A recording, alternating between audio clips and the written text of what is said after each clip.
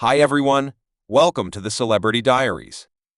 Eartha Kitt, the American symbol, is prestigious for her remarkable gifts as an entertainer, vocalist, artist, professional comic men's club star, and voice craftsman has left a permanent blemish on the universe of amusement. Her particular singing style dazzled crowds in her recordings of the immortal works of Art Sebon in 1953, and the adored Christmas oddity melodious Nick Child set her status as a melodic force to be reckoned with. However, in the background of distinction and achievement, Knight's process was set apart by a wild childhood and a persevering quest for her fantasies, brought into the world on January 17, 1927, in the modest community of North South Carolina. Eartha youngster's initial life was misrepresentation with challenges. Her mother, Annie Mae Keith, later known as Annie Mae Riley, hailed from Cherokee and African Plummet. Little was known about Kitt's dad. Aside from that, he was accepted to be the child of the estate proprietor, where she was conceived. Unfortunate.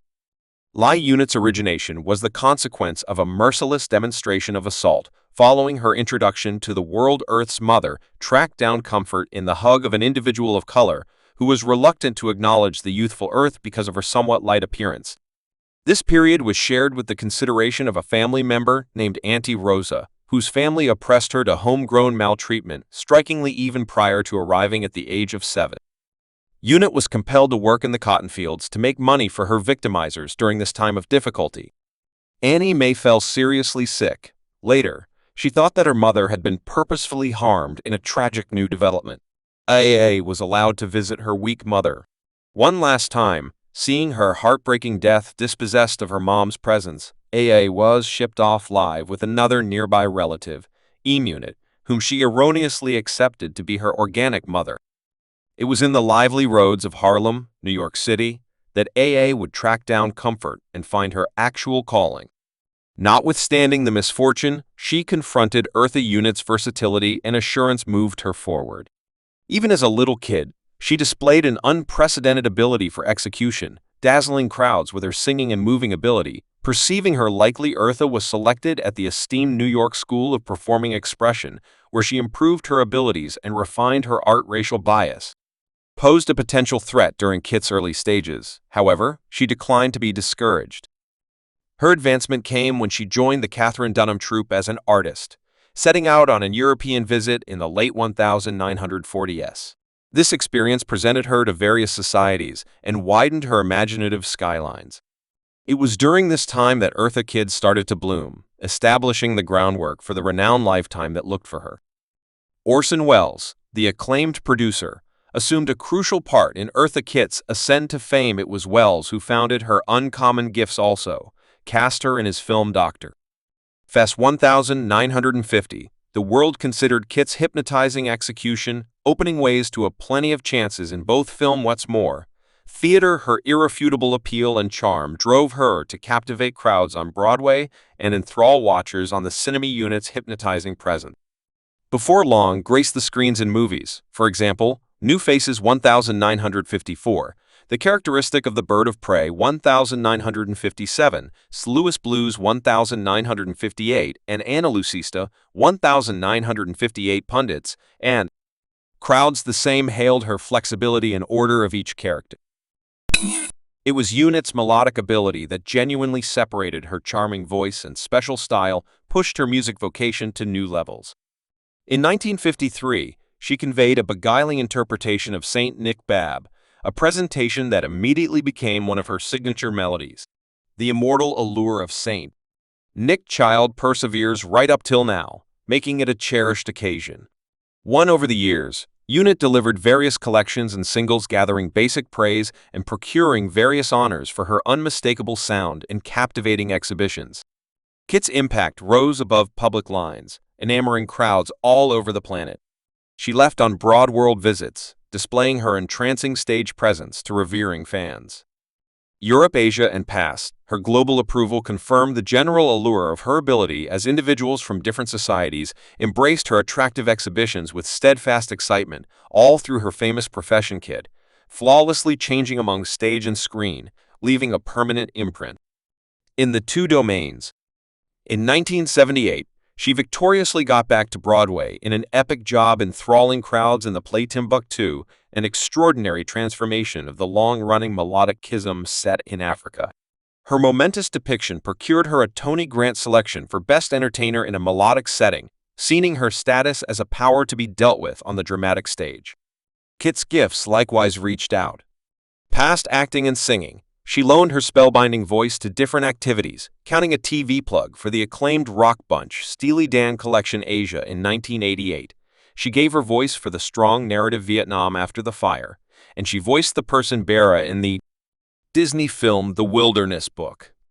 Story 1998, and the notable reprobate Isma in The Ruler's New Notch for her outstanding voice acting in The Last Option Unit accepted her first Annie grant, and she proceeded to reprise the job in Kron's New Furrow and The Sovereign's New School, procuring 2 Emmy grants for her extraordinary commitments.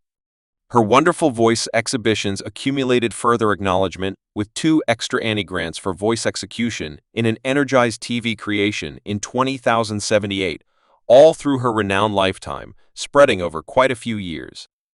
Eartha Unit has made a permanent imprint on the universe of TV and film. Her striking reach, furthermore, flexibility as an entertainer is clear in the assorted jobs she brought to life in the 1957 show, the characteristic of the bird of prey set in Frontier Africa. A Kitt depiction of Renee, a neighborhood lady associated with the battle for freedom, exemplified her ability to convey complex feelings and inspirations.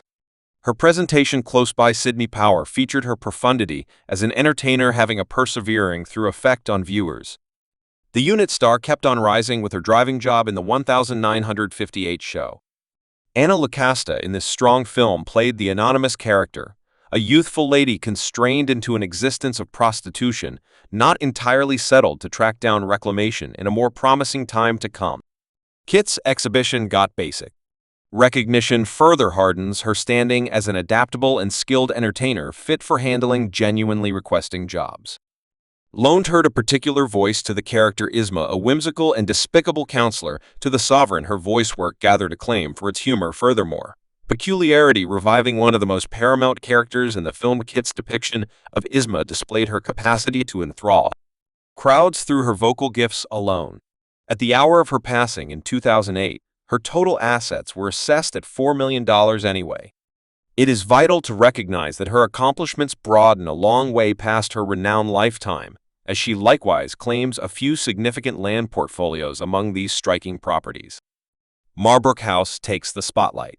This impeccable home radiates a demeanor of creativity saturated with history and old-world appeal. Once the loved dwelling place of Eartha Unit herself, Marbrook House is settled in an idyllic confined area offering an unmatched feeling of protection and restrictiveness. Incredibly, regardless of its peaceful setting, this shocking home is advantageously arranged only 7 m away from the clamoring city of Canberra.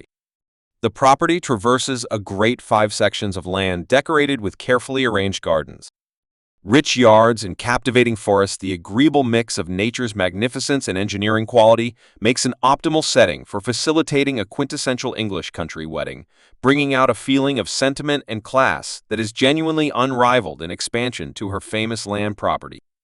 Eartha Kitt likewise possessed a house in the Marole part of New Milford, a property she obtained in 1986 anyway. After some time, this specific house appeared to have fallen into a state of relinquishment.